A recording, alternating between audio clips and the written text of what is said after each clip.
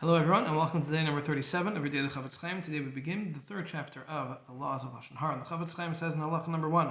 how great is the sin of Lashon Hara that the Torah forbade it even on information that is true and under all circumstances. The Chafetz Chaim continues and says that we don't even have to say that the Lashon Hara is forbidden if the speaker is particular that the subject should not hear about this information, and he says it in a secretive way, hoping that it does not get back to the person that he's talking about. This is certainly forbidden, and in addition to the prohibition of Lashon Hara, a person will also incur the curse of Arur Makare Eu Basasar. Cursed is the one who hits his friend in a hidden way, which refers to this scenario.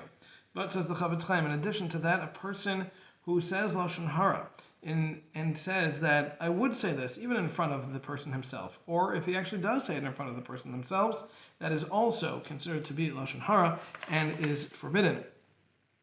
In addition, the Chafetz Chaim adds to this that a person has not only violated the prohibition of Lashon Hara in this, but he has also garbed himself with the midah of azus and chutzpah, brazenness and, chutzpah, which leads to even greater problems and bigger issues. And in addition, a person can also become embarrassed through an incident like that, and this has all been explained in the introduction.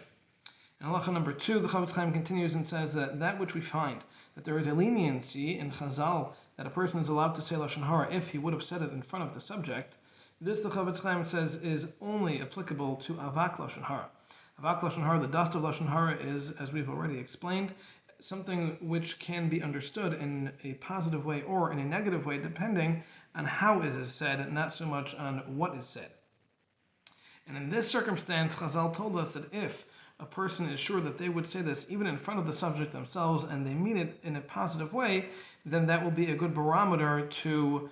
gauge the way you are saying something, to know that it is being done in a positive way, and that would be permitted because you're not saying anything negative. However, if the person would hesitate to say it in front of that person that is being spoken about, then that should be, our sages tell us, a